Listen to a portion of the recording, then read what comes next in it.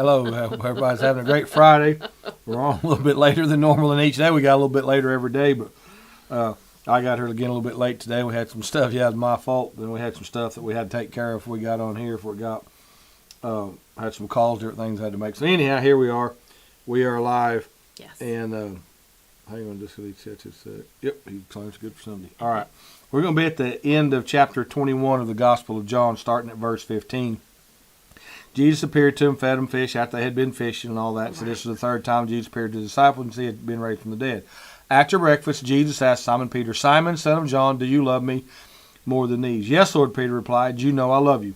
"Then feed my lambs," Jesus told him. Jesus repeated the question, "Simon, son of John, do you love me?" "Yes, Lord," Peter said. "You know I love you." "Then take care of my sheep," Jesus said. The third time he asked him, "Simon, son of John, do you love me?" Peter was hurt that Jesus asked the question the third time and said, "Lord, you know everything. You know that I love you." Jesus said, "Then feed my sheep. I tell you the truth, when you were young, you were able to do as you liked. You dressed yourself, went wherever you wanted to go. But when you are old, you will stretch out your hands and others will dress you." And I noticed this. He said, "And take you where you don't want to go." Jesus said this to let him know what kind of death he would glorify God. Then Jesus told him to follow me. Now, you got to remember, Peter was upset here because he asked him that third time, but yes. Jesus wanted to make sure that he knew that he was forgiven, he was good to go, but he wanted him to carry on the ministry that Jesus had started, that he was good to go with that. Peter turned around and saw behind him the disciple Jesus loved, the one who had leaned over to Jesus during the supper and asked, "Lord, who betrayed you?" We know that was John. Peter asked Jesus, "What about him, Lord?"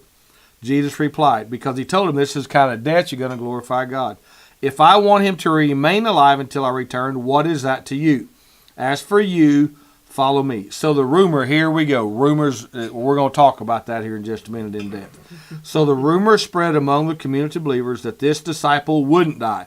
But that isn't what Jesus said at all. There is so much truth right there. Right. He only said, if I want him to remain alive until I return, what is that to you? Basically saying, Peter, I want you to stay in your lane. I want you to go feed my lambs that I'm going to give you to feed, and you worry about you. Mm-hmm. This disciple is the one who testifies to these events, has recorded them here. We know that his account of these things is accurate. Jesus also did many other things. They were all written down. I suppose the whole world would not contain the books that would be written. So again, we have a little small glimpse of what Jesus done and said. But I want to talk about today as one is forgiveness that Jesus had already given Peter, had done it even before he died. He forgave him. Now he said, I want you to follow me, and I want you to know you're going to glorify God with the rough death. But here we go. You go do you. And he said, what is it to you if I want him to rely? He didn't say he would, but I just want you to follow me. And that's what if Christians would focus on following Jesus, quit worrying about the politics of things and all this, and just follow him. Not be prepared. We're doing a preparedness class Sunday with Clarence Gosney. Again, what is that? Canning and family preparedness. Canning and family preparedness. So that's going to be after the second service. Again, not saying not to be prepared, but again, follow what God has led you to do and do that. Quit worrying about what other people's doing. Quit following rumors. The rumor mill is probably stronger in the church than it is a lot of times than in a bar. And things like that, that people want to gossip and talk, and that's why people don't want to come to church. They want to blame it on the devil, want to blame it on these other things. A lot of times it's how church people do. Church people judge and church people condemn instead of just following Christ and let all this other stuff that other people are doing. I'm not saying we shouldn't step up and deal with it, pretend like it didn't happen. I'm not saying it, but we need to stay in our lane and just follow Jesus. That's what he said. So the rumor spread among the community believers. That was among the church. That wasn't among the world about, oh, this guy's never going to die. So what you come when you make sure that you know that you're doing what God says, that you come follow me when Jesus says follow me, and we don't get off into other areas, into other lanes of where we're not supposed to be. What helps keep you focused on that? I learned working in the corporate world how to stay in my own lane because it was either that or getting eaten alive, because that's the way the corporate world works. But if you stay in your lane and you do your job, they don't have anything to come back on you for. That's right. As long as you're doing the very best that you can do and you're doing your job, that's what matters. It doesn't matter what so-and-so says or what that person says or this person says. As long as you're following exactly what God has for you, then that's what you need to be doing. And I have learned that. And there are a lot of times that I have gone and done what I think or what I felt like God was telling me to do, with criticism from family, friends, whatever, but I did it anyways, and the blessing that I got was by far bigger than the criticism that I was getting.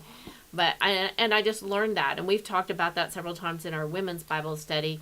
Just following what he has for us. If he's telling you to go tell someone they look nice today, or go help somebody buy a meal for somebody or whatever, it's even in those little things. If we're obedient in those things, we will learn to be obedient in the big things. Right. Once we begin to hear his voice and understand his voice and do, then we can do that. And as long as we take what we're doing back to his word and know that we are doing what he's asked us to do, we don't need to worry about what anybody else says. And that's what I feel like he was trying to tell Peter. Don't worry about what anybody else says. Just follow me. Just follow me. Do what I ask you to do. Feed my sheep. Be with my sheep. Teach my sheep. That's what he's trying to tell him to do. And that's all he's asking us to do. Yeah, and this study Bible says we tend to compare our lives to the lives of Yes, others, we do. whether to rationalize our own level of devotion against theirs, or to question what God's doing in their lives or our lives. Jesus responds to us, he did to Peter, what is that to you? Ask for you, follow me. And if we'll do that, Yes. life gets a lot simpler, life gets a lot easier. much better. Not saying you'll have hardships and trials and You're gonna tribulations, have you them. will. You're going to You're have to gonna deal have with it. But if we'd quit worrying about what other people are doing and how God's blessed them, or why our Lord, they are not doing as much work as I am, whatever it is, just go do what God has called you, and I promise you'll get a blessing out of it. Yes. It's better to serve than to be served, and just rock on Right. with Jesus. So God bless y'all. Thank you for tuning in today. Again, sorry we're a little bit late, but I guess better late than never. So again, please share this on your Facebook pages with your family, friends, whoever you got on your Facebook pages. We don't have anything tomorrow that I'm aware of. I'll be out of pocket for a while tomorrow. I've got a building clearing class that I've got to go to, so I'll be there. I'll be back later this afternoon after that, so if you need me, holler at me. I'll be out at the church at some point in time tomorrow afternoon for a while, getting ready for Sunday morning. Sunday morning, 9 and 11, we don't have anybody scheduled to come speak. I'm going to try to get Marcus back up here sometime late May, early June, and he'll be back with us in this third week of July. I had a lot of guys asking when we could get him back up here, so I'm working on that. I was going to try to get that done today, but I didn't get to it. So we got that coming up.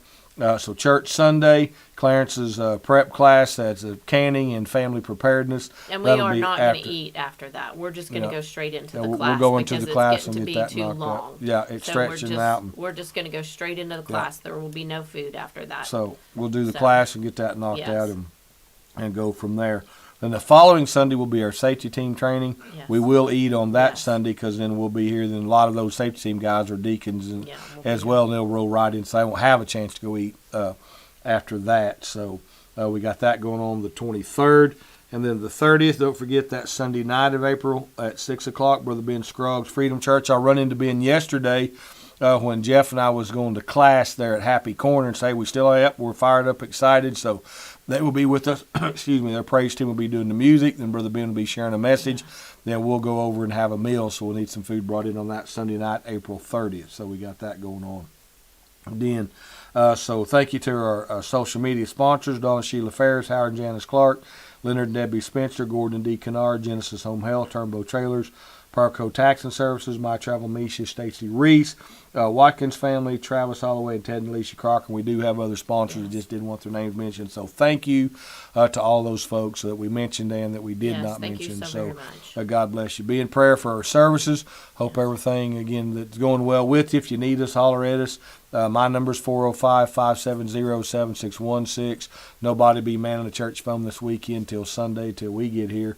But if you need something, text me is the best way to get it. Don't call me. Text me is the best way. Please let me know who you are, because a lot of times the number either comes up all zeros or Right. something funky. I don't know why it does that, but it not all the time, but it does.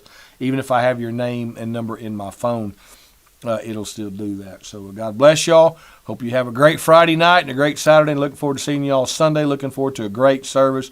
Be in prayer for it. Come expecting, come believing. Let's see what God has for us as corporate group of believers. So God bless y'all. Remember, faith over fear, Christ over crisis. You can remain calm in the chaos.